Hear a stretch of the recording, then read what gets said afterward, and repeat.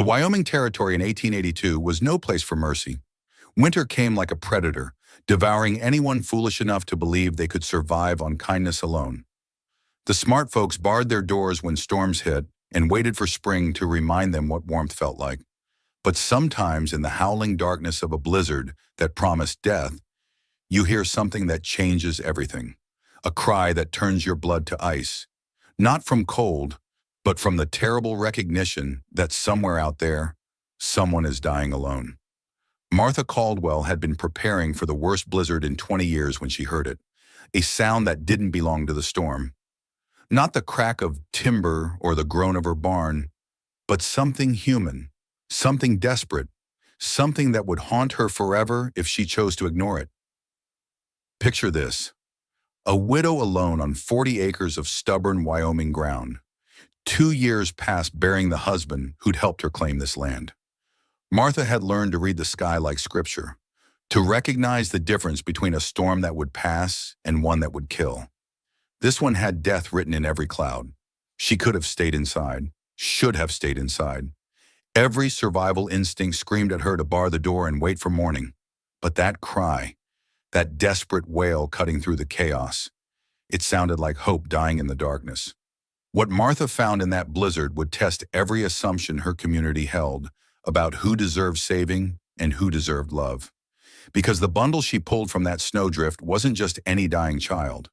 It was a Lakota baby wrapped in traditional blankets, bearing the sacred symbols of a people her neighbors had been taught to fear.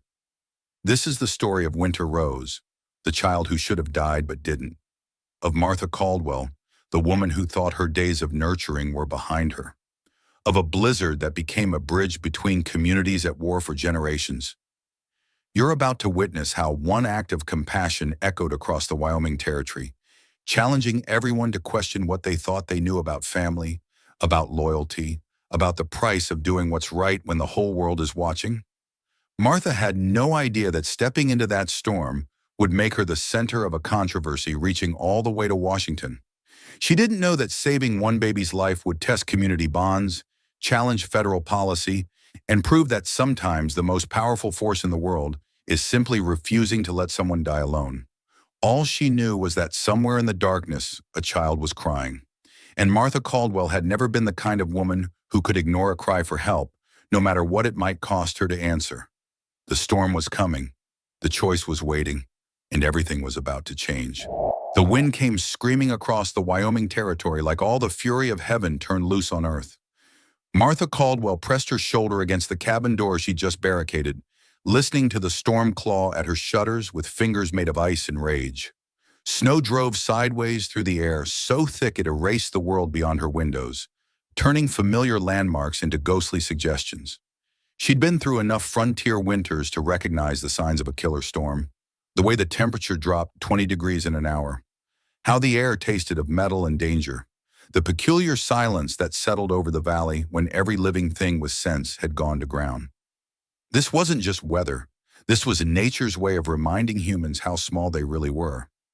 Martha moved through her cabin with practiced efficiency, checking supplies that would have to last until the snow melted enough for travel.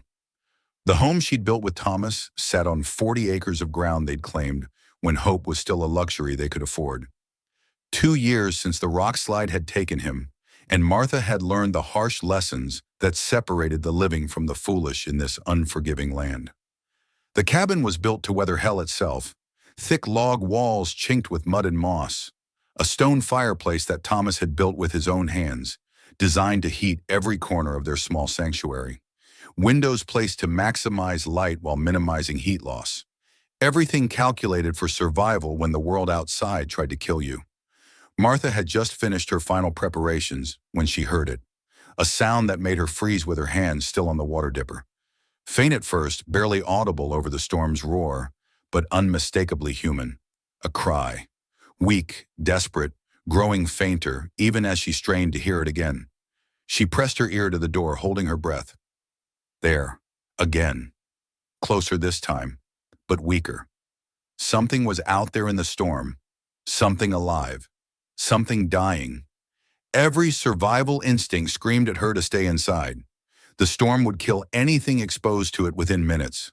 Whatever was out there was probably already dead, and she'd only be throwing her own life away for nothing. The smart thing was to wait until morning and bury whatever the storm left behind. But that cry, it wasn't the sound of a grown person caught in the weather. It was smaller, higher, more fragile.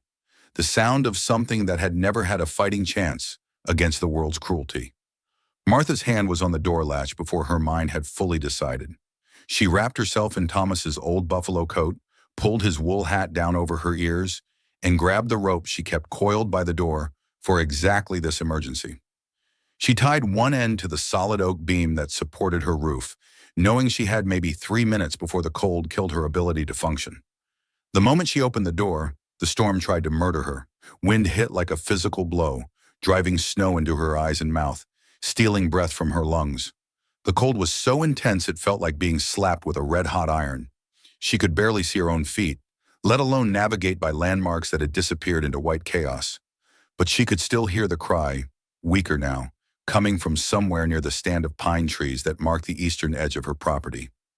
Martha followed the sound like a lifeline, one hand gripping the rope, the other shielding her face from the cutting wind. 15 steps from her door, she found it. A bundle of fabric half buried in a snowdrift, so small she almost missed it entirely. But as she knelt beside it, brushing away the accumulating snow, her heart nearly stopped. A baby. No more than a few months old, wrapped in what had once been a beautiful blanket woven with patterns she recognized but had never expected to see this close to her home. Lakota designs, traditional symbols worked in red and blue thread, now frozen stiff with ice and snow. The kind of craftsmanship that spoke of love, care, cultural pride, not the desperate improvisation of people barely surviving. The baby's lips were blue, breathing so shallow Martha had to press her ear to the tiny chest to confirm there was still life flickering inside. A girl, she realized, with dark hair that would have been beautiful if it wasn't crusted with snow and blood from a shallow cut on her scalp. Martha didn't hesitate. She wrapped the baby inside Thomas's coat, pulling the child against her own body heat, and followed her rope back to the cabin. The storm fought her every step, as if nature itself objected to this act of defiance against its judgment. Inside, Martha worked with desperate efficiency. She stirred the fire until it roared, filled her wash basin with warm water, and began the delicate process of bringing a dying child back from the edge. The baby's skin was mottled blue and white, her breathing barely perceptible, but there was still a flutter of pulse beneath Martha's fingers when she pressed them to the tiny throat.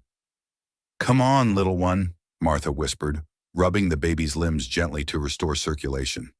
"Don't you dare give up on me now." The baby's eyes fluttered open, dark brown, alert despite her condition, filled with an awareness that seemed too old for someone so young. She looked directly at Martha for a long moment, as if taking the measure of this stranger who'd pulled her from death's threshold.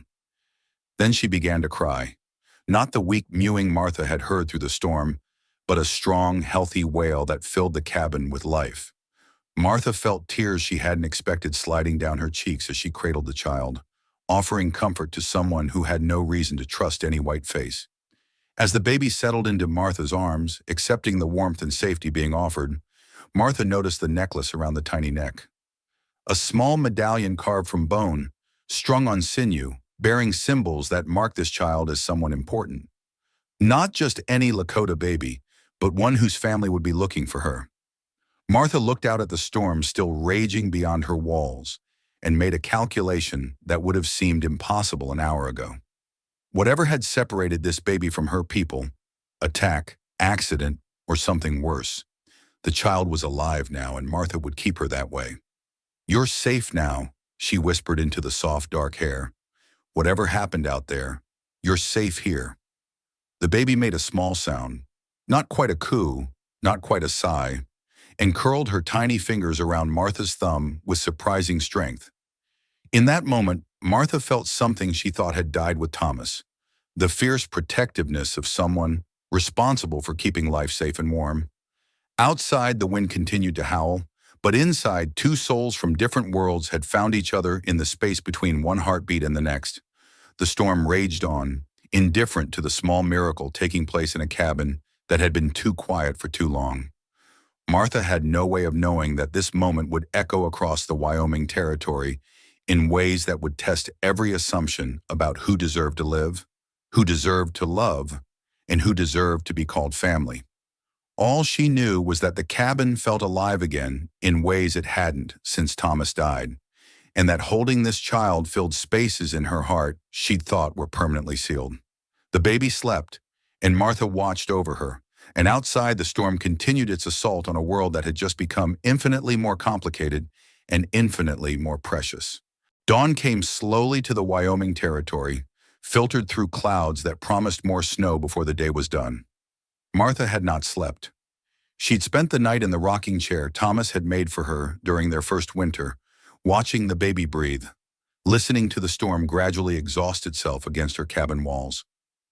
The child, Martha had started thinking of her as Rose, though she knew that wasn't her real name, had proven stronger than her appearance suggested. After that initial cry that had filled the cabin with life, she'd settled into the rhythm of a healthy infant, sleeping deeply, waking to eat the sweet and warm milk Martha had carefully spooned into her mouth, gazing up at her rescuer with those impossibly alert dark eyes. As gray light grew stronger, Martha studied the child she'd pulled from death's threshold. Rose was perhaps 3 or 4 months old, with the chubby cheeks and strong grip of a baby who'd been well cared for before whatever disaster had left her alone in a blizzard. Her hair was black as coal and fine as silk, and when she was awake, she tracked movement with the focused attention of someone already learning to read the world. The blanket told its own story. Even after being soaked and frozen, Martha could see the quality of the weaving, the careful placement of symbols that weren't just decorative but meaningful. This wasn't the work of desperate people making do with scraps. This was the product of a culture that took pride in creating beautiful things for their children, which made Rose's presence here all the more puzzling and troubling. Lakota parents didn't lose track of their babies. Lakota communities didn't allow children to wander into blizzards alone. Something terrible had happened to separate this child from her people. Martha rose from the rocking chair, careful not to disturb Rose's sleep, and moved to the window. She cracked open one of the shutters and peered out at a world transformed. The storm had left behind nearly 3 feet of fresh snow, sculpted by wind into drifts that reached halfway up her fence posts.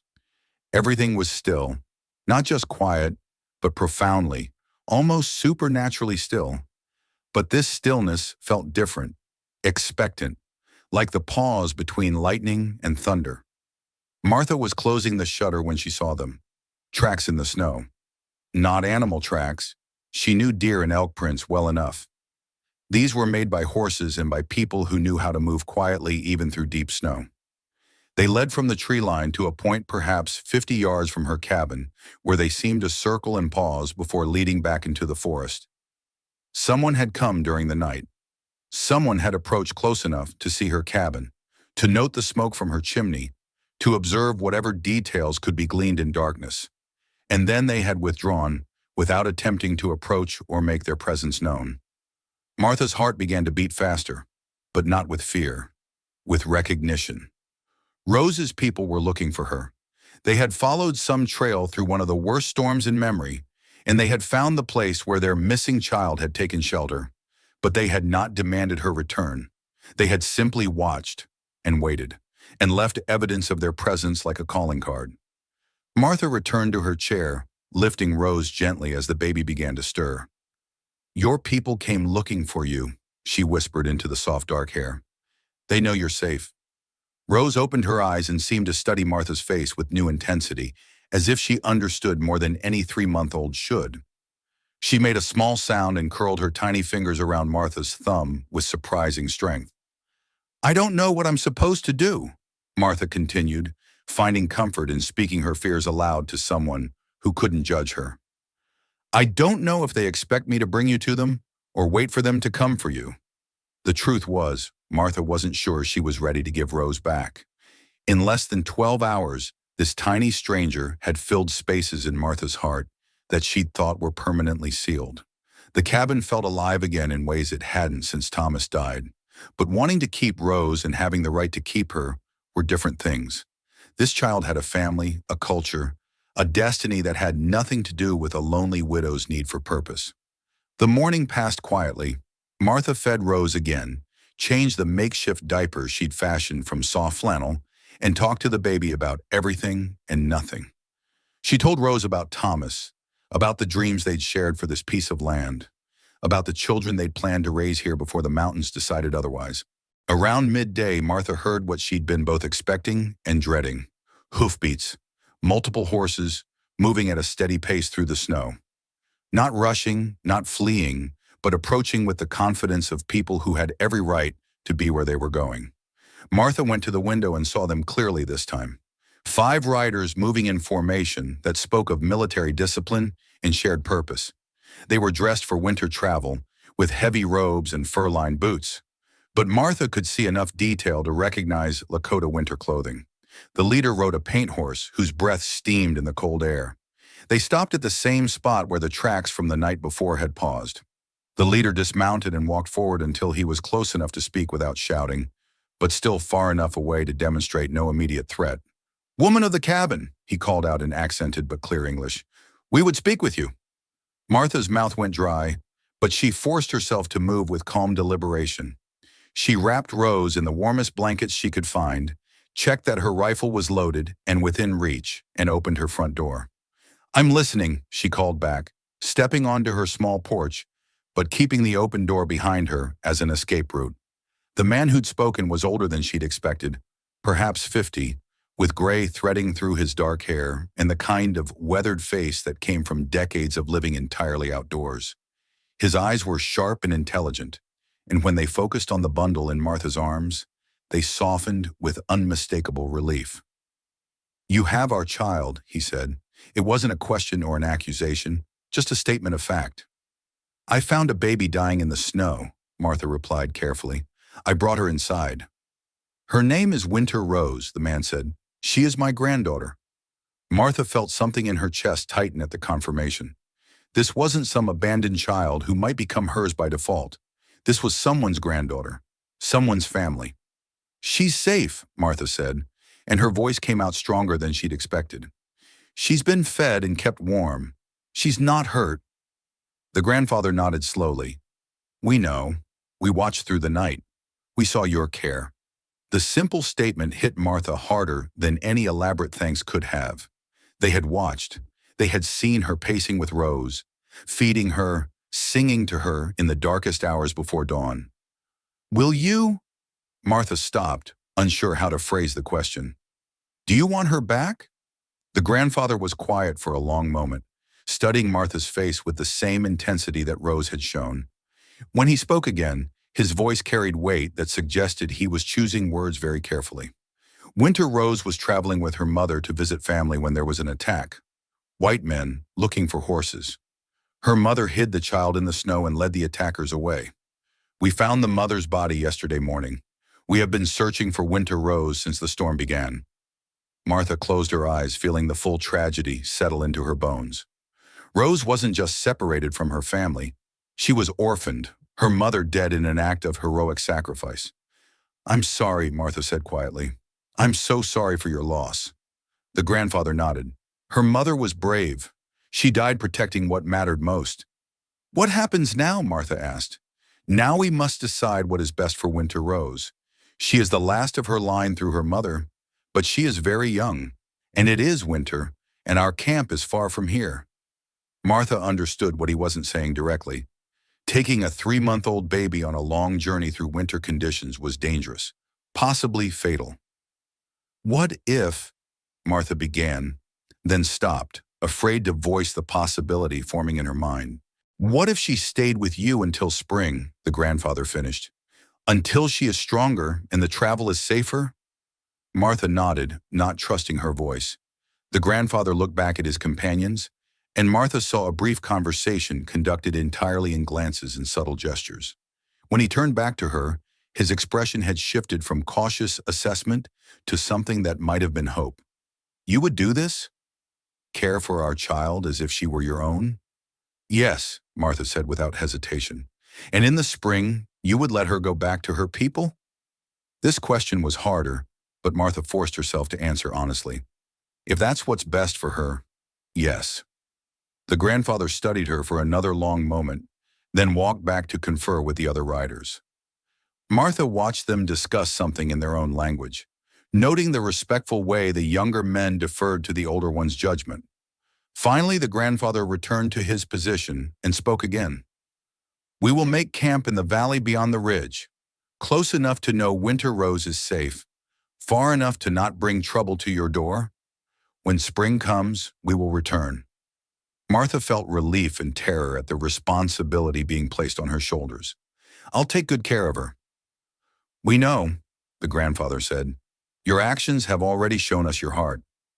As the riders prepared to leave, the grandfather pulled something from his saddlebag and walked forward until he was close enough to place it on Martha's porch step.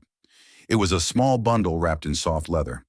For Winter Rose, he explained, things that belong to her mother, so she will not forget where she comes from. Martha picked up the bundle, feeling the weight of history and love wrapped inside it. Thank you. The grandfather mounted his horse and looked back at Martha one more time. In our language, he said, we have a word for someone who saves a child that is not their own. Ina wachingte. It means one who makes herself a mother through love, not blood. He touched his hand to his heart, then gestured toward Martha and Rose. Ina wachingte, he repeated. You are Winter Rose's Ina wachingte now. As the riders disappeared back into the forest, Martha stood on her porch holding Rose and the bundle of her mother's belongings, feeling the weight of the name she'd been given. Ina wachingte, a mother made by choice, not chance. Inside the cabin, Martha unwrapped the leather bundle with trembling fingers. Inside was a small beaded bracelet, a tiny pair of moccasins that Rose would grow into, and a piece of soft deer skin painted with symbols Martha didn't recognize, but somehow understood. These were the things that would teach Rose who she was, where she came from, what her mother had wanted her to become.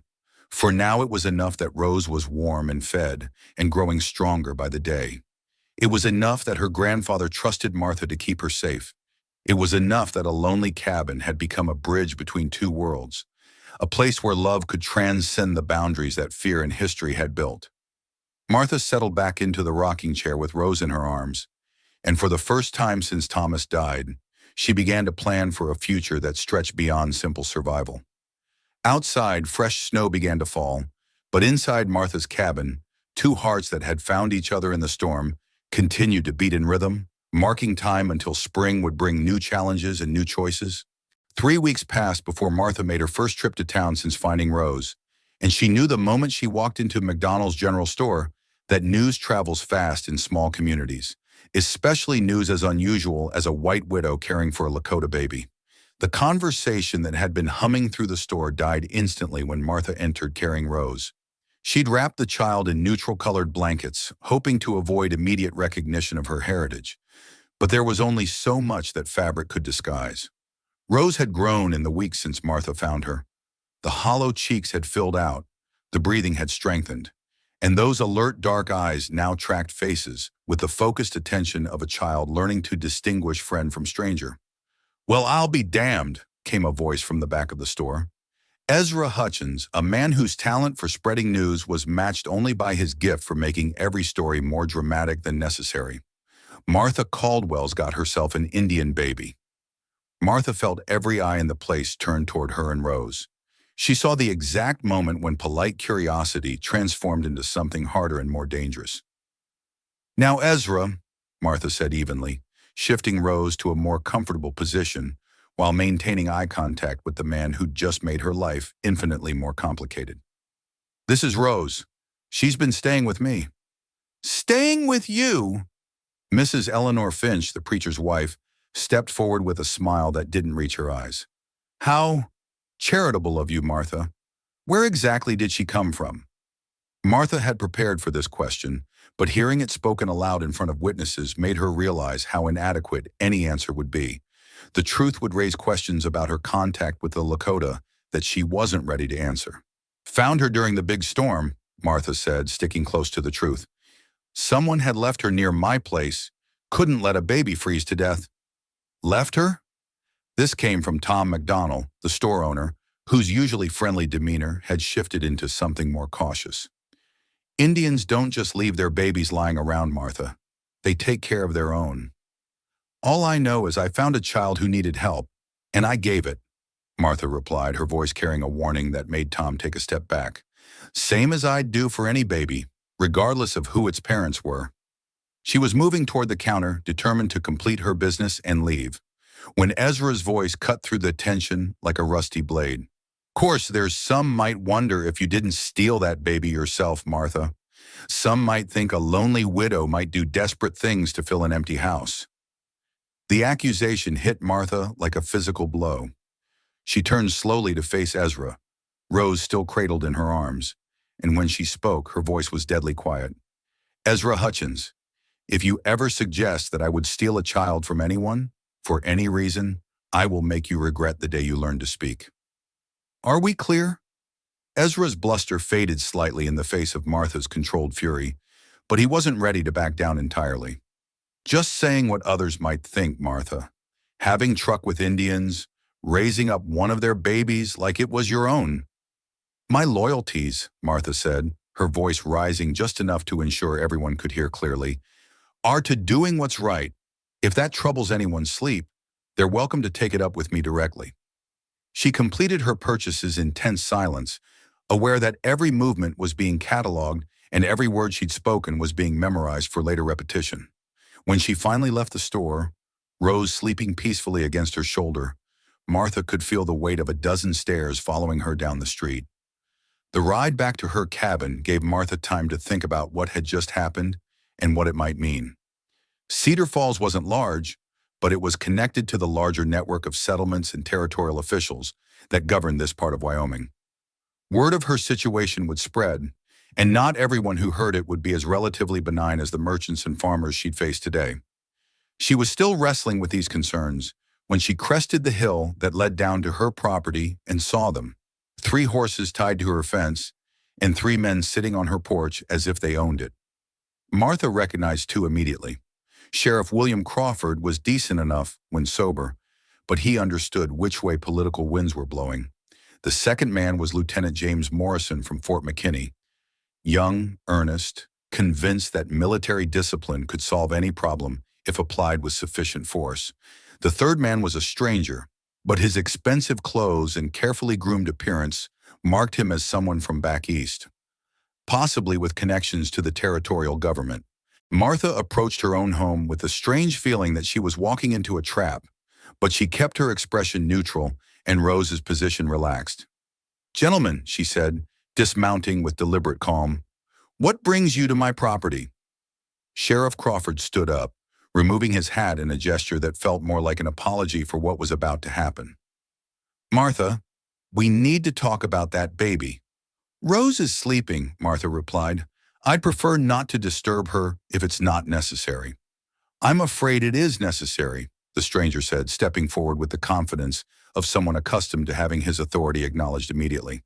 "My name is Charles Whitman. I'm a representative of the Bureau of Indian Affairs, and I'm here to discuss the improper custody of a Native American child." Martha felt her heart rate accelerate, but she kept her voice steady. "I'm not sure what you mean by improper custody, Mr. Whitman. I found a dying child and I saved her life. There's nothing improper about that." Whitman's smile was thin and bureaucratic. "Mrs. Caldwell, I'm sure your intentions were admirable, but you're harboring a Native American child without proper authorization. The Bureau has policies regarding the placement of Indian children."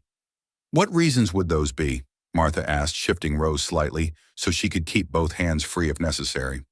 "Civilization, Mrs. Caldwell. Education. The opportunity to grow up as a productive member of American society rather than a savage living in teepees." Lieutenant Morrison nodded his agreement.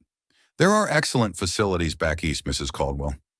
Schools specifically designed to educate Indian children in proper American values." Martha had heard about those schools, stories whispered by other settlers, tales of children taken from their families and forbidden to speak their own languages, punished for practicing their customs, taught to be ashamed of everything that made them who they were. "Rose stays with me," Martha said firmly. "Her family knows where she is. They're comfortable with the arrangement." Whitman's expression hardened. Mrs. Caldwell, you seem to be under the impression that you have a choice in this matter. You don't. The child is the property of the United States government by virtue of her race and circumstances. Property? Martha's voice rose despite her efforts to stay calm. She's a baby, Mr. Whitman, a human being, not property. She's an Indian, Whitman replied coldly. And Indians are wards of the federal government. The law is quite clear. Sheriff Crawford looked uncomfortable. Charles, maybe we don't need to get all legal about this. Martha's been taking good care of the child.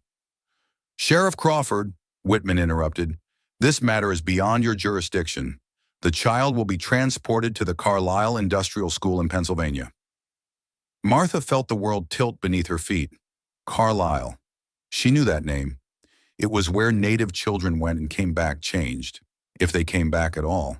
No, Martha said quietly. I beg your pardon? I said no. Martha's voice grew stronger. Rose stays here, with me, where she's safe and loved. Whitman sighed with exaggerated patience. Mrs. Caldwell, interfering with federal Indian policy is a serious crime. You could face imprisonment, loss of your property, complete social ostracism. This isn't about federal policy, Martha replied. This is about Rose. And yes, Mr. Whitman, I'll risk everything for her, because that's what you do for family. Lieutenant Morrison stepped forward, his hand resting casually on his sidearm. Mrs. Caldwell, please don't make this more difficult than necessary. We have the authority to take the child by force. Martha looked at the three men arrayed against her and realized she was facing the same choice her husband had faced when the mountains started to slide. Fight a battle she couldn't win, or find another way to protect what mattered most. Gentlemen, she said slowly, I think there's something you should know before you make any final decisions about Rose's future. What's that? Whitman asked impatiently. Martha smiled, and there was something in her expression that made all three men take an unconscious step backward. You're being watched. Whitman looked around nervously. What do you mean? I mean that Rose's grandfather and several of his warriors have been camped in the valley beyond that ridge for 3 weeks now. They know she's here. They know she's safe. And they're very interested in making sure she stays that way. Lieutenant Morrison's hand moved closer to his weapon. Are you threatening us, Mrs. Caldwell? I'm informing you, Martha replied calmly. You can try to take Rose from me by force, but you should understand that doing so might provoke exactly the kind of Indian trouble that the territorial government has been trying to avoid. Sheriff Crawford looked pale. Martha, you're not saying there's a war party out there. I'm saying that Rose's people care about what happens to her, Martha replied, and they've made it clear that they're watching the situation very closely. The three men exchanged glances, and Martha could see the calculations taking place. The glory of enforcing federal Indian policy was considerably less appealing when it came with the risk of provoking a conflict. Very well, Whitman said finally. I'll wire Washington for clarification. But Mrs. Caldwell, understand that this is only a temporary delay. I understand, Martha replied, and I hope Washington understands the situation they're dealing with here. After the men left, Martha sat on her porch with Rose in her arms, watching the afternoon shadows lengthen.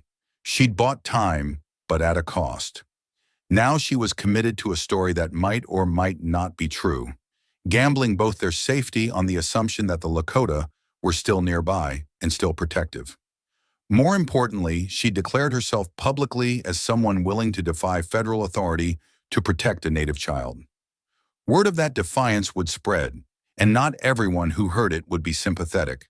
But as Rose stirred in her arms and opened those alert dark eyes to gaze up at her with complete trust, Martha felt fierce satisfaction settle into her bones.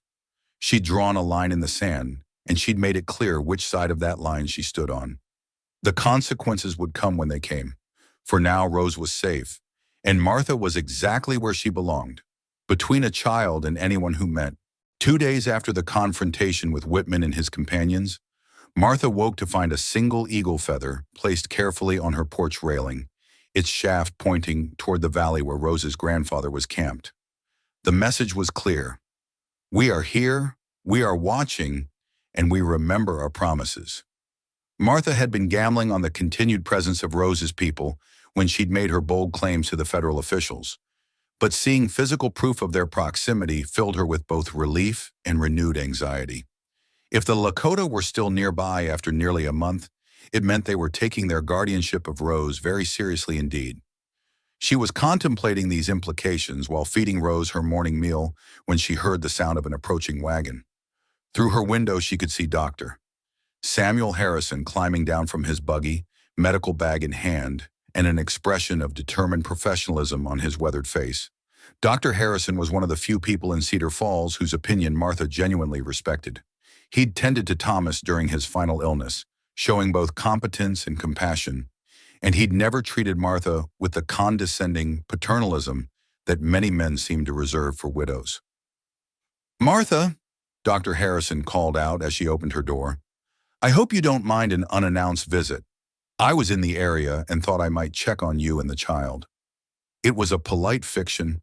Dr. Harrison's practice was centered in Cedar Falls, 20 miles away, but Martha appreciated the effort to maintain social pleasantries. "Of course, doctor. Please come in." Dr. Harrison entered the cabin and immediately noticed Rose, who was sitting propped up against pillows on Martha's bed, playing with wooden blocks Martha had carved for her entertainment. The baby looked up at the stranger with alert curiosity, showing none of the fearfulness that might be expected from a child who'd been neglected. "This is Rose," Martha said, lifting the baby and holding her with natural ease. "Rose, this is Dr. Harrison. He's a friend." Dr. Harrison approached slowly, extending one finger for Rose to grasp in the traditional greeting between adult and baby. Rose examined the offered digit carefully before wrapping her tiny fist around it with surprising strength, eliciting a smile from the doctor. "She's beautiful, Martha, and clearly thriving under your care." "Thank you," Martha replied, feeling a flush of maternal pride. "She's been growing stronger every day." Dr. Harrison began a gentle examination, checking Rose's reflexes, listening to her breathing, testing her responses to various stimuli. Throughout the process, he maintained a running commentary clearly intended as much for Martha's benefit as for any medical record. "Excellent muscle tone, good color, alert and responsive. Weight appears well within normal range for her age." He paused to look directly at Martha. "Whatever you've been doing, it's working remarkably well." "I've just been treating her like any baby," Martha said, "keeping her warm, fed, clean, talking to her, playing with her, the same things any mother would do." "Indeed." Dr. Harrison completed his examination and settled Rose back onto the bed, where she immediately resumed her play. "Martha, I won't insult your intelligence by pretending this is purely a social call. There's been considerable discussion in town about your situation here." "I imagine there has been. Some of that discussion has reached people in positions of authority, people who are concerned about the implications of your guardianship of a native child." Martha settled into a chair across from the doctor, choosing her words carefully. "What kind of implications?" Dr. Harrison was quiet for a moment, studying Rose with the focused attention of someone making a difficult professional assessment. When he spoke, his voice carried the weight of someone who'd spent decades learning to distinguish between political expedience and medical truth. "Martha, I've been practicing medicine on this frontier for 23 years. I've delivered babies in teepees and log cabins, treated gunshot wounds inflicted by both cavalry soldiers and Lakota warriors, and watched diseases kill children regardless of the color of their parents' skin. In all that time, I've learned that there are only two things that really matter when it comes to caring for children: competence and love." He gestured toward Rose, who had managed to stack 2 blocks on top of each other and was regarding her architectural achievement with obvious satisfaction. "That child shows every sign of receiving both in abundance. She's healthy, happy, and developing normally.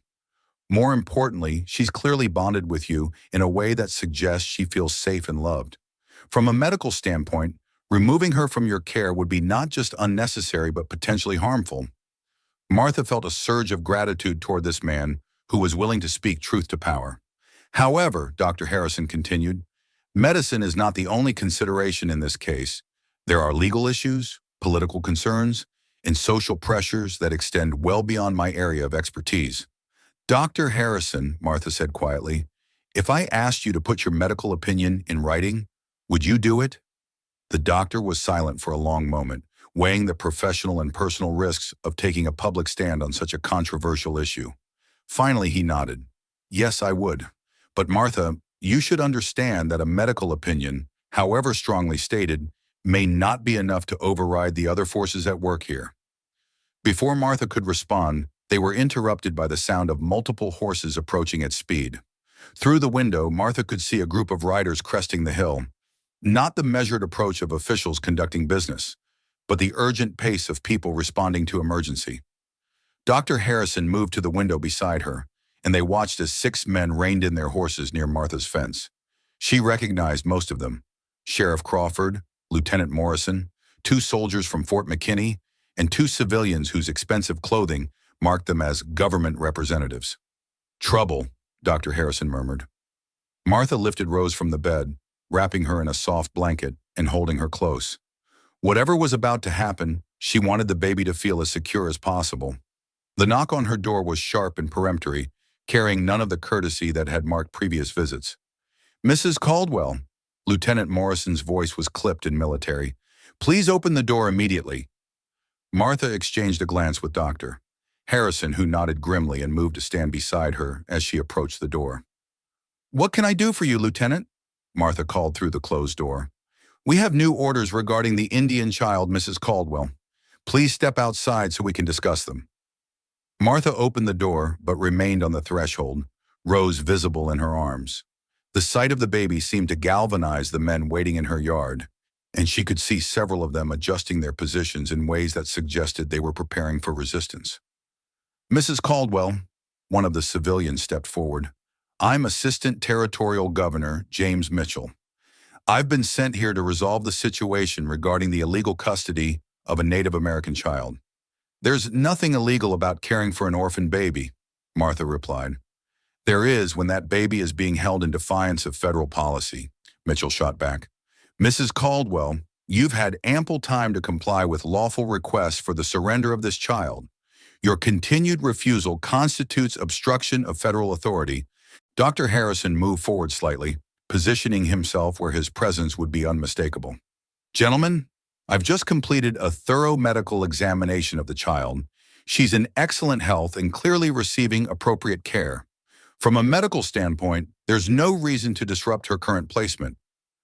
Dr. Harrison, Mitchell replied coldly, medical considerations are not the primary issue here. This is a matter of law and policy. What law? Martha demanded. Show me the specific statute that says I can't care for a child who was abandoned and dying. Mitchell pulled a folded document from his coat pocket. Mrs. Caldwell, by order of the Bureau of Indian Affairs and the Territorial Government of Wyoming, you are hereby commanded to surrender the Native American child, known as Winter Rose, for placement in an appropriate federal facility. Failure to comply will result in your arrest and prosecution. Martha felt the world narrow to a single point of focus, the weight of Rose in her arms, the steady rhythm of the baby's breathing, the complete trust in those dark eyes that looked up at her with innocent faith. No, Martha said quietly. I beg your pardon? I said no. Martha's voice grew stronger. Rose stays with me. Lieutenant Morrison stepped forward, his hand moving to his sidearm. Mrs. Caldwell, you're in violation of a direct federal order. I'm authorized to use whatever force is necessary. Lieutenant, Dr. Harrison's voice carried a warning. You're talking about using force against a woman holding an infant. I trust you understand the implications. But it was too late for caution. From multiple directions came the sound Martha had been both hoping for and dreading. Hoofbeats, multiple horses, approaching fast with the coordinated precision of a military operation. Everyone in the yard heard it at the same time, and Martha saw the exact moment when official confidence transformed into nervous uncertainty.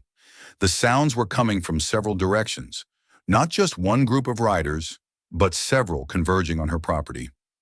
Lieutenant Morrison drew his sidearm, and immediately 2 of his soldiers followed suit. Defensive positions, he barked. Wait, Martha called out, stepping fully onto her porch with Rose clutched protectively against her chest.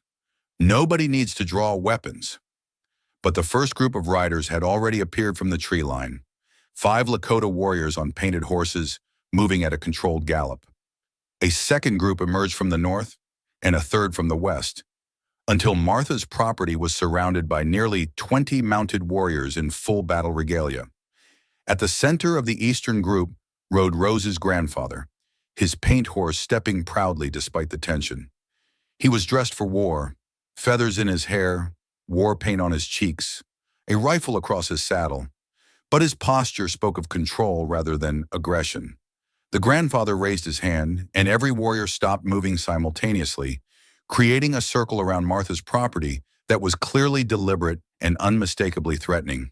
"Jesus Christ," Sheriff Crawford whispered, his face pale with the realization that his quiet day of enforcing policy had just transformed into a potential massacre. The grandfather rode forward until he was close enough to speak without shouting, but still far enough away to avoid being seen as immediately threatening. When he spoke, his voice carried clearly across the yard. "We have come for Winter Rose." Lieutenant Morrison raised his pistol, pointing it in the general direction of the grandfather. "You're trespassing. Disperse immediately." The grandfather's eyes flicked dismissively over the lieutenant before focusing on Martha. "Ina Wakinkta," he said formally. "We have watched. We have waited. Now we have come." Martha felt the weight of 20 pairs of eyes focusing on her. Rose stirred in her arms, perhaps sensing the tension, but didn't cry. Instead, she seemed to study the faces around her with the same alert attention she brought to everything. "Grandfather," Martha said, using what she hoped was the appropriate term of respect, "Rose is safe here. She's been cared for and loved." "We know," the grandfather replied. "We have seen your heart. But Winter Rose belongs with her people now." Sheriff Crawford stepped forward, his own weapon drawn but pointed at the ground. "We can't have armed Indians surrounding federal officials. This is an act of war." The grandfather's expression didn't change. "We are not at war, Sheriff. We are protecting our child." "Your child is a ward of the federal government," Mitchell declared, his voice shaking despite his attempts to maintain authority. The grandfather finally looked directly at Mitchell, and there was something in his gaze that made the territorial official take an involuntary step backward. "Your government," the grandfather said slowly, "has taken many of our children, sent them far away to die of loneliness in your schools. We will not let Winter Rose join them." Martha looked around at the faces surrounding her. Government officials determined to enforce policy regardless of human cost. Soldiers prepared to use violence. Lakota warriors ready to die rather than see another child taken.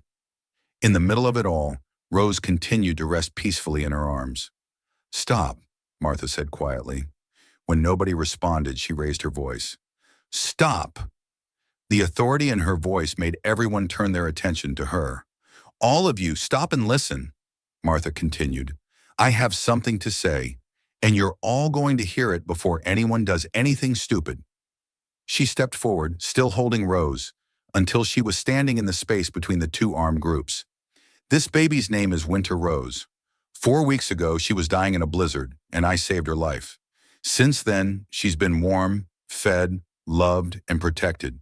She's grown stronger and healthier every day." Martha turned to face Mitchell and the other government officials. "You want to take her away from the only stability she's known since her mother died. Ship her off to some school where she'll be taught to hate everything about where she comes from." She turned to face the grandfather and his warriors. "And you want to take her from the home where she's been cared for and loved, drag her across the territory in winter conditions that could kill her?" Martha looked around at all the armed men, and her voice rose with passionate conviction. "All of you are wrong, every single one of you, because this isn't about federal policy or tribal law or who has the right to decide Rose's future. This is about one little girl who deserves better than to become a symbol in other people's wars." She held Rose up slightly, letting everyone see the baby's calm, alert face. "Look at her," Martha commanded. "Really look at her. She's not a political statement or a legal precedent. She's a baby who needs love and stability, and people who put her welfare above their own agendas." The grandfather was quiet for a long moment, his eyes moving from Martha's face to Rose's, then back again. When he spoke, his voice was softer. "What would you choose, Ina Wachinkte?" Martha took a deep breath, knowing her next words would determine not just Rose's future, but her own. "I choose to give Rose the best of both worlds," she said. "Let her stay with me until she's old enough to understand who she is and where she comes from. Let her learn about her Lakota heritage from you and your people. But let her also learn about the world she'll have to navigate as someone who exists between two cultures." The silence that followed was thick with tension and possibility. Martha could hear Rose's soft breathing, the wind in the pine trees, the creak of leather as mounted warriors shifted in their saddles. Finally, the grandfather spoke. "Ina Wachingta speaks wisdom," he said. "Winter Rose will remain with you, but we will be watching, always watching." It wasn't a perfect resolution, but for now Rose was safe. As the various groups began to disperse, Martha stood on her porch holding Rose and marveling at what had just happened. She'd faced down federal authority and tribal law, all for the sake of a baby who had been a stranger just a month ago. But as Rose gurgled contentedly and curled her tiny fist around Martha's finger, Martha felt fierce satisfaction settle into her bones. She'd drawn a line in the sand, and she'd made it clear which side she stood on. The battles weren't over, but today's victory had bought them time. And time was what they needed most of all. Spring arrived in the Wyoming Territory like a cautious negotiator, testing the ground before committing to stay. Martha watched the snow retreat inch by grudging inch, revealing brown grass that would soon turn green and streams that ran swift with snowmelt. But the most remarkable change wasn't in the landscape. It was in the life that had taken root in her cabin. Rose was walking now, taking unsteady steps between Martha's outstretched arms and the furniture she'd learned to use for support. At 8 months old, she was ahead of most babies in her development, showing the kind of determined independence that Martha suspected she'd inherited from both sides of her complex heritage. Her vocabulary was expanding too, a mixture of English words, Lakota phrases she'd absorbed during her grandfather's visits, and the universal baby language that transcended all cultural boundaries. The arrangement that had emerged from the tense confrontation weeks earlier had evolved into something unprecedented in the territory's history. Joseph Standing Bear, Rose's grandfather, had finally shared his name, visited regularly, sometimes alone, sometimes with other tribal elders who wanted to ensure that Winter Rose was learning the stories and songs that connected her to her people. These visits had become the highlight of Rose's week. She would babble excitedly when she saw Standing Bear approaching, chattering in her mixture of languages while he taught her traditional games and songs. Martha watched these interactions with wonder, seeing how naturally Rose moved between her two worlds, how completely she belonged to both while being owned by neither. But it wasn't just Rose who was changing. Martha found herself learning as much as she was teaching. Standing Bear had begun sharing stories of Lakota culture, explaining the meanings behind the symbols on Rose's birth blanket, teaching Martha phrases in his language so she could help Rose maintain her connection to her heritage. "The child who walks between two worlds," Standing Bear had said during one of his visits, watching Rose play with toys from both cultures, "carries great responsibility. She must be strong in both, weak in neither." Martha understood what he meant. Rose was becoming something new, not white, not traditionally Lakota, but someone who belonged fully to both communities. It was exactly what Martha had envisioned during that confrontation, but seeing it develop was both more wonderful and more challenging than she'd anticipated. The wonderful part was obvious. Rose was happy, healthy, and surrounded by people who loved her unconditionally. She was learning to see differences in skin color, language, and customs as interesting variations rather than threatening divisions. The challenging part was the growing realization that Rose's very existence questioned fundamental assumptions about racial boundaries that most people in 1882 weren't ready to examine. Every time she successfully navigated between her two worlds, she was living proof that the rigid categories that kept communities separate were artificial constructs rather than natural laws. That made her simultaneously precious and dangerous, depending on who was doing the looking. The danger became clearer in early May, when Martha received an unexpected visitor who represented neither territorial authorities nor tribal leadership, but something potentially more threatening: public opinion. Reverend Marcus Whitfield arrived on a Tuesday morning, driving a buggy that had seen better days and carrying a leather satchel that bulged with papers and pamphlets. Martha recognized his type immediately, a circuit preacher whose authority came not from any official appointment, but from his ability to articulate the fears and prejudices of people who felt their world changing too quickly. "Mrs. Caldwell," Reverend Whitfield announced without preamble, "I've come to discuss the situation regarding the heathen child you've been harboring." Martha, who had been working in her garden while Rose played nearby with smooth stones, straightened slowly and studied her uninvited guest. Whitfield was perhaps 40 with pale complexion that suggested he spent more time indoors studying scripture than ministering to actual people. His clothes were neat but worn, and his eyes held the fervent intensity of someone who'd confused his own opinions with divine revelation. "Rose isn't heathen," Martha replied evenly. "She's a baby, and she's not being harbored. She's being raised with love and care. By a woman who allows savage practices in her home," Whitfield shot back. "I've heard about the Indian visitors, Mrs. Caldwell. I know about the heathen rituals and ungodly teachings that child is being exposed to." Martha glanced at Rose, who had looked up from her play with the alert attention she always showed when adult voices carried tension. The child had learned to read emotional atmospheres with uncanny accuracy. "Reverend Whitfield," Martha said carefully, "I think there may be some misunderstanding about what happens in my home. Rose is being taught to respect both her Lakota heritage and Christian values. There's nothing ungodly about helping a child understand where she comes from." "Where she comes from," Whitfield repeated, his voice rising with evangelical fervor, "is a culture of savagery, superstition, and spiritual darkness. That child's soul is in mortal peril, Mrs. Caldwell." Rose began to whimper at the harsh tone, and Martha immediately moved to pick her up, holding the child protectively. The action seemed to inflame Whitfield further. "Look how she clings to you. That's not natural affection. That's the desperate attachment of a creature who knows she doesn't belong in civilized society." "That's enough," Martha said quietly, but her voice carried a warning that made Whitfield step backward. "You're frightening her." "I'm trying to save her soul, and yours too." Whitfield pulled a pamphlet from his satchel.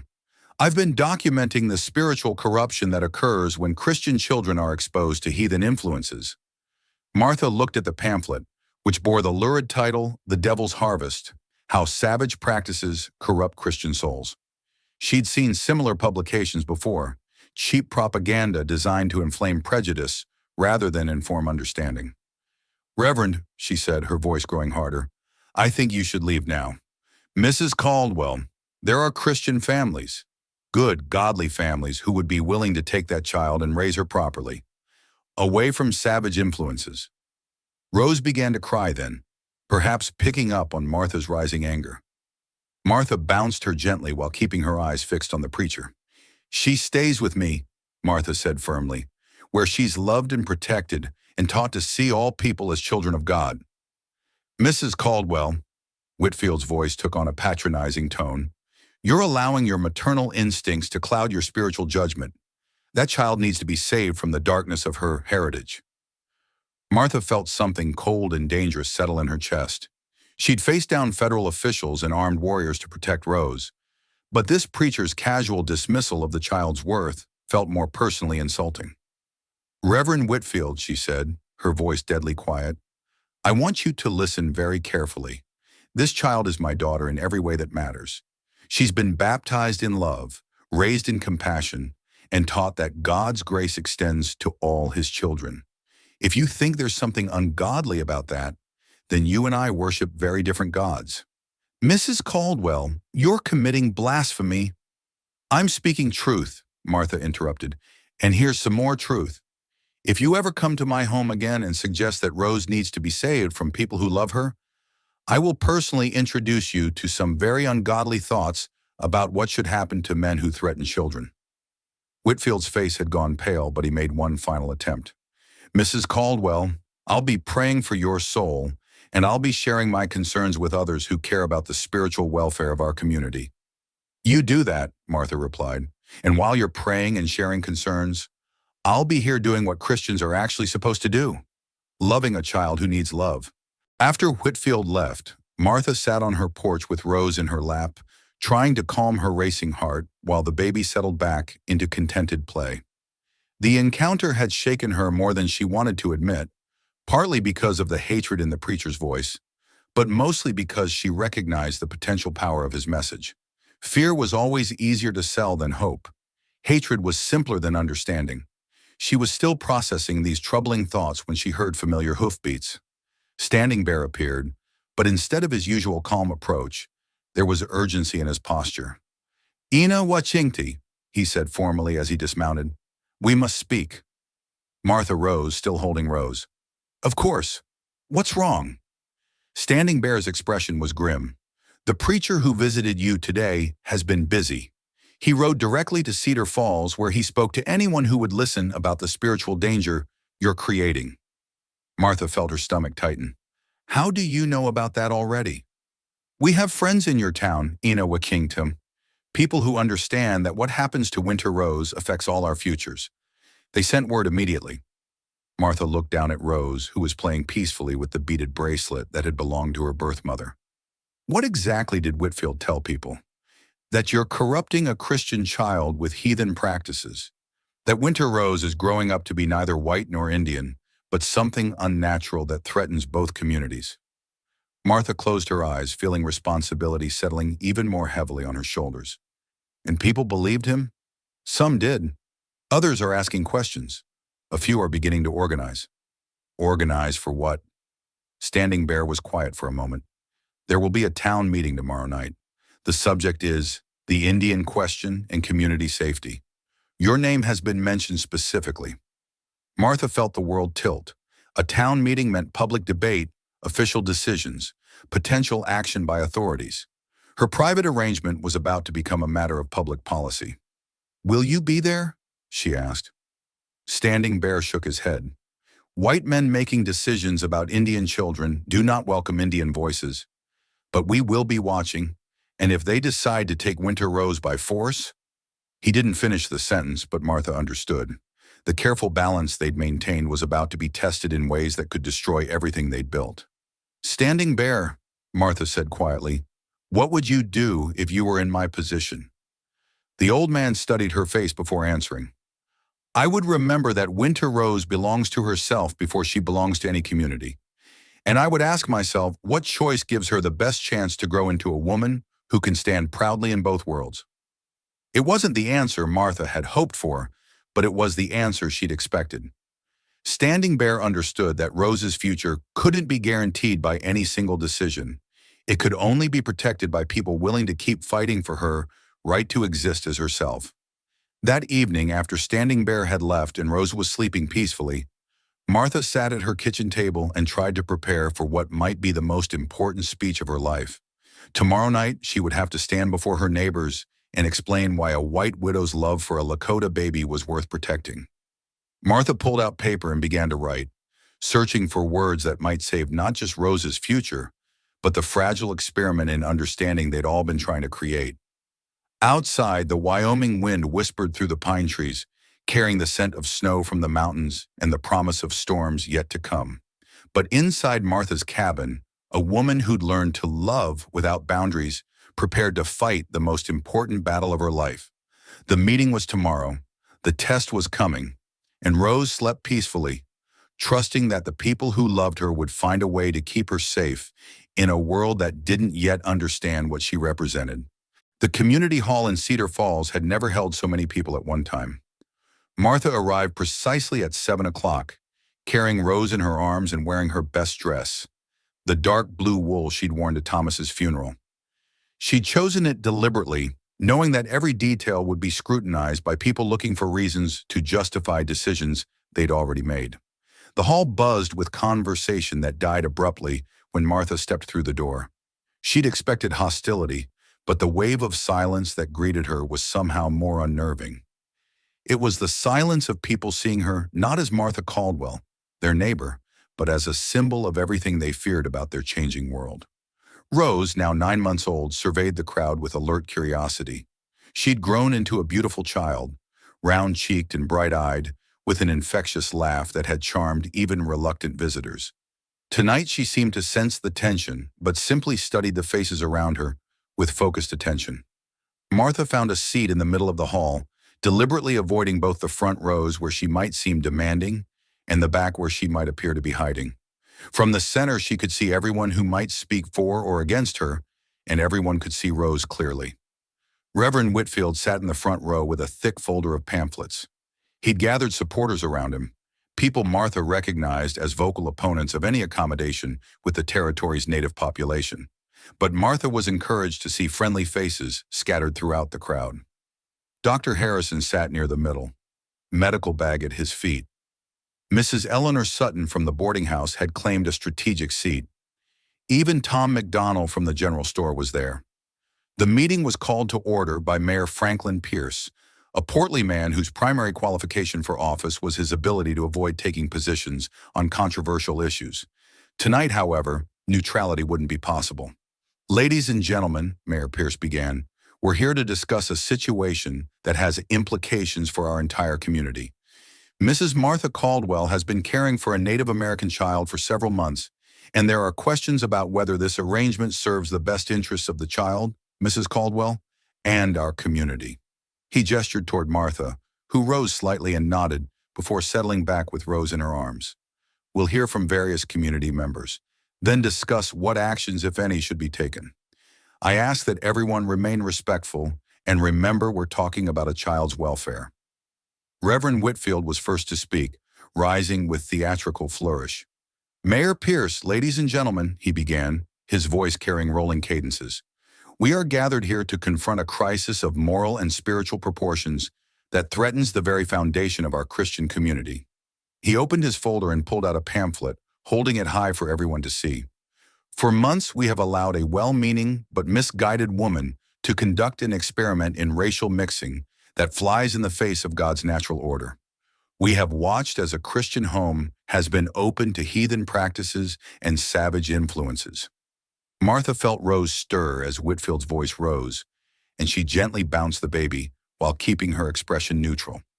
She'd expected this rhetoric, but hearing it spoken publicly still felt like a physical blow. The child in question, Whitfield continued, gesturing toward Martha and Rose, is being raised in spiritual confusion that can only lead to moral degradation.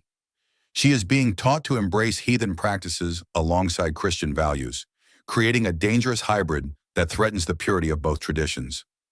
Murmurs of agreement rippled through his supporters, but Martha noted that much of the crowd remained silent and attentive. More troubling still, Whitfield pressed on, is how this situation has created dangerous precedents for relations between our community and the savage tribes around us.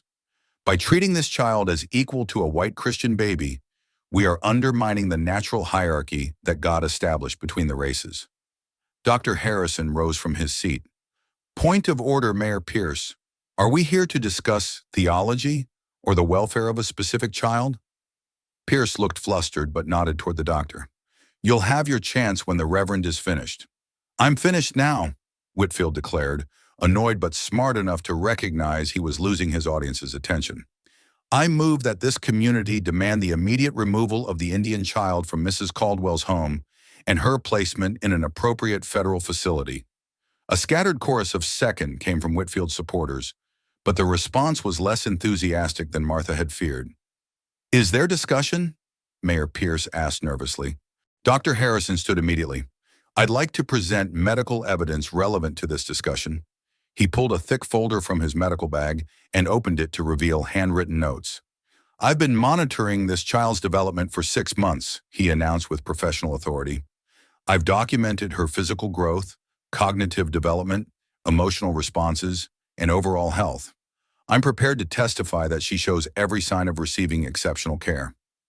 The doctor looked around the room, making eye contact with as many people as possible.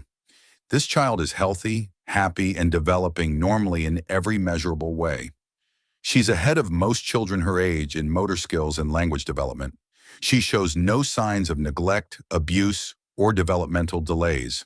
From a medical standpoint, disrupting her current placement would be not just unnecessary, but potentially harmful. Eleanor Sutton stood up. Dr. Harrison, what about claims that she's being exposed to dangerous influences? Mrs. Sutton, I've observed this child's interactions with people from both white and Native communities. She shows no signs of confusion, fear, or distress. If anything, she seems unusually comfortable with diversity, which I consider a positive trait in a territory where different communities must learn to coexist. Tom McDonald rose next. Doctor, what's your professional opinion about the long-term effects of this arrangement? Dr. Harrison was quiet for a moment, choosing his words carefully. Mr. McDonald, I believe this child is being prepared for a future that most of us can barely imagine. She's learning to navigate multiple cultures, multiple languages, multiple ways of seeing the world. Those are skills that could make her extraordinarily valuable as a bridge between communities that have been at war for generations. Sheriff Crawford spoke from the back. Dr. Harrison, that's interesting from a medical standpoint. But what about practical concerns? We've got federal authorities asking questions, tribal leaders making demands, and community members getting stirred up. How long can this continue without someone getting hurt? Dr. Harrison looked directly at Martha before answering. Sheriff, I think that depends on whether we choose to see this child as a problem to be solved or as an opportunity to be embraced. Mayor Pierce looked increasingly uncomfortable. Perhaps we should hear from Mrs. Caldwell herself. Martha had been preparing for this moment for days, but as she stood with Rose in her arms, her carefully rehearsed speech evaporated. Instead, she found herself speaking from the heart. Most of you know me, she began, her voice steady despite her racing heart. You knew my husband, Thomas. You know we came here to build something good, something lasting. You know we were the kind of people who helped neighbors in trouble and asked for help when we needed it. She looked around the room, making eye contact with familiar faces. When Thomas died, this community rallied around me. You helped me through the hardest time of my life, and I'll never forget that kindness. So when I tell you about Rose, I'm not asking you to trust a stranger. I'm asking you to trust someone you've known for years. Martha adjusted Rose's position so more people could see her clearly.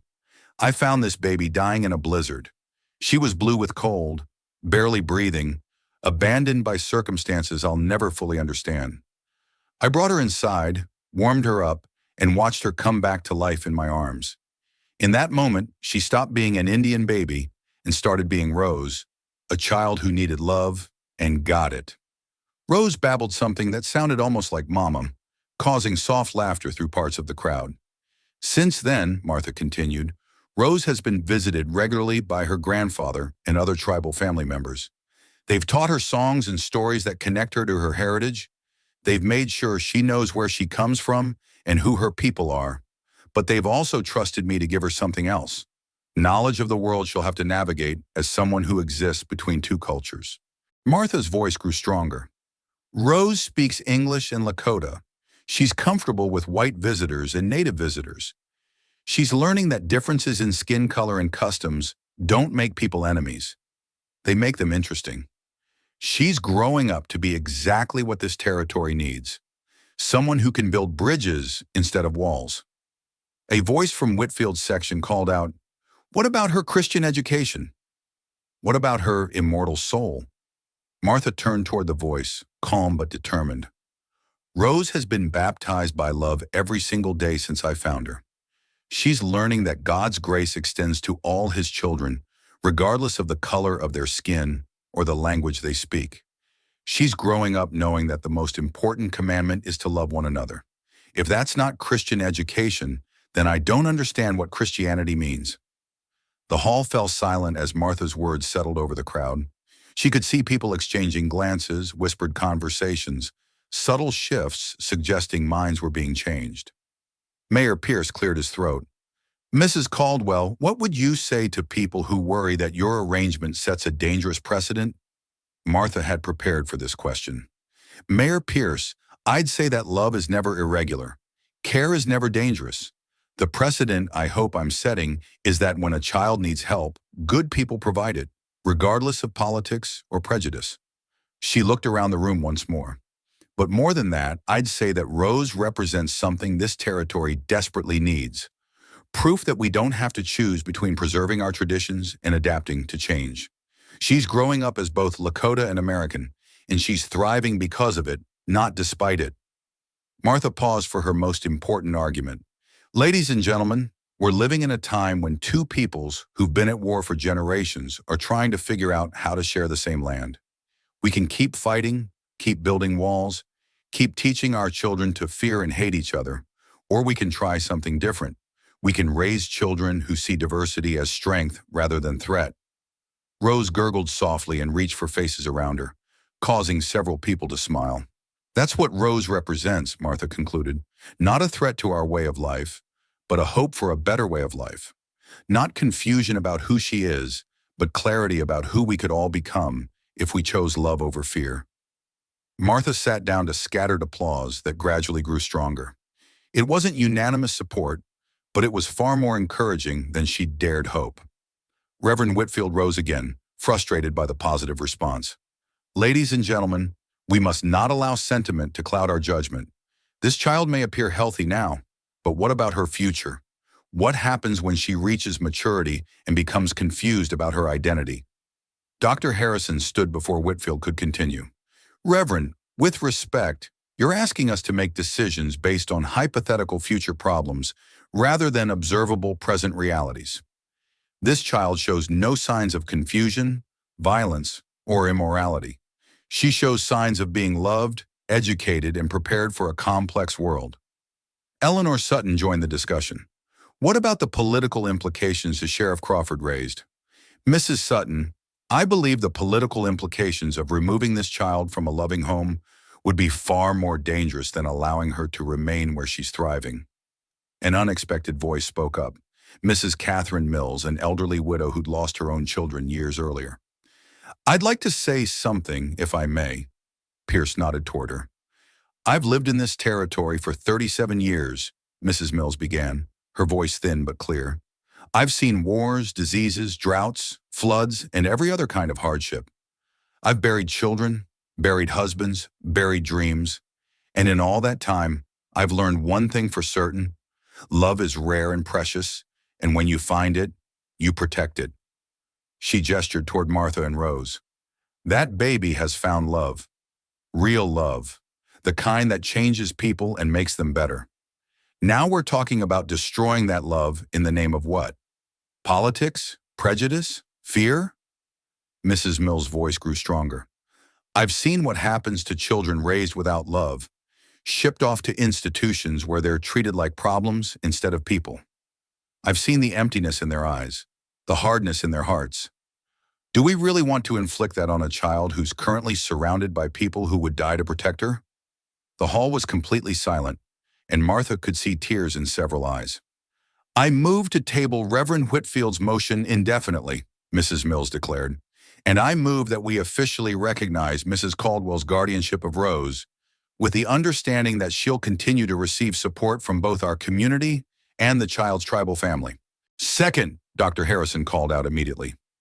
Second, Eleanor Sutton echoed. Second, Tom McDonnell added. Mayor Pierce looked stunned by the sudden shift. Is there discussion of Mrs. Mills' motion? Reverend Whitfield rose one final time, his face flushed with anger. This is madness. You're allowing sentiment to override Scripture. You're choosing earthly compassion over divine commandment. Dr. Harrison stood calmly. Reverend, I believe the consequences of this decision will echo through this territory in ways that prove love is stronger than fear, understanding is stronger than prejudice, and hope is stronger than hate. Mayor Pierce called for a vote on Mrs. Mills' motion. The result wasn't unanimous, but it was decisive. 27 in favor, 11 opposed, with 3 abstentions. Martha felt her knees go weak with relief as the numbers were announced. Rose had been babbling quietly throughout the proceedings, occasionally reaching toward familiar faces, completely unaware that her future had just been decided by a room full of strangers who'd chosen love over fear. As people began filing out, many stopped to speak with Martha, some offering congratulations, others asking questions about Rose's development, a few simply wanting to get a closer look at the child who'd become the center of so much controversy. Dr. Harrison was among the last to leave. Martha, he said quietly, what happened here tonight was remarkable. You didn't just win a vote, you changed minds. You helped people see beyond their fears to possibilities they'd never considered. Dr. Harrison, Martha replied, I couldn't have done this without your support. Your medical testimony gave people a factual basis for making an emotional decision. Perhaps, but Martha, you should understand that this victory doesn't resolve all the challenges you'll face. Federal authorities may not respect local decisions.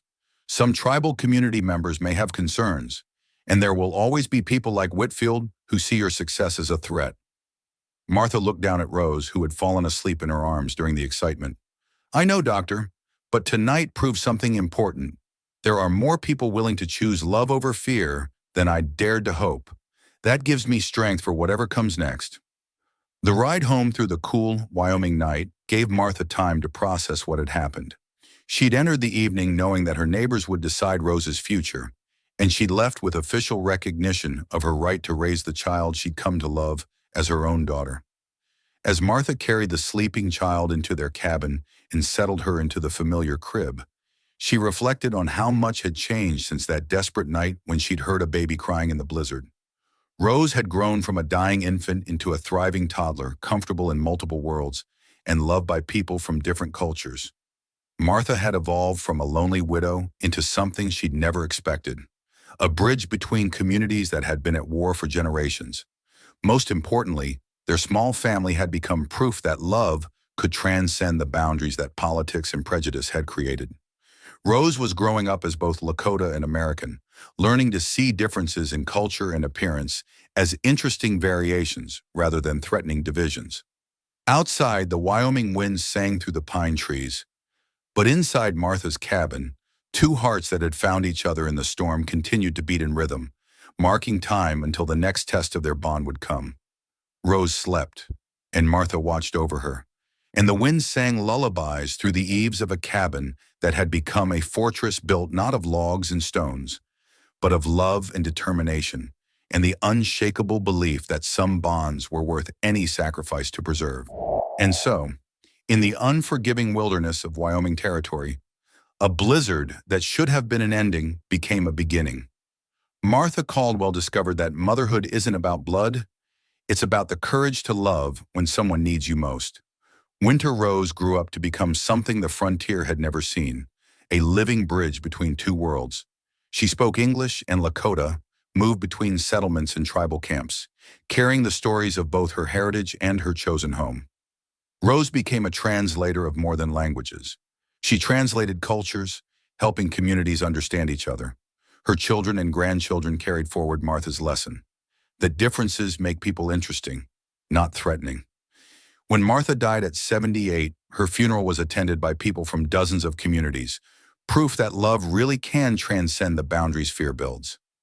Their legacy lives on in every person who chooses compassion over indifference, hope over despair. Martha was just an ordinary woman who made an extraordinary choice on one desperate night. She had no special training, just a heart open enough to hear a cry for help and respond with love. What would you have done if you'd heard that baby crying in the blizzard? More importantly, what will you do the next time life asks you to choose love over fear? Sometimes the most precious treasures are found in unexpected places. Sometimes the most extraordinary families are created by choice, not chance. Share your thoughts in the comments below. Have you ever experienced a moment when someone's kindness changed everything? When you discovered that family could be built on love rather than blood? Don't forget to subscribe to Wild West Stories for more incredible tales of courage and compassion. Hit that notification bell so you never miss a story that might remind you love really can conquer fear. Until next time, remember, every storm passes, but the love we share in the shelter lasts forever.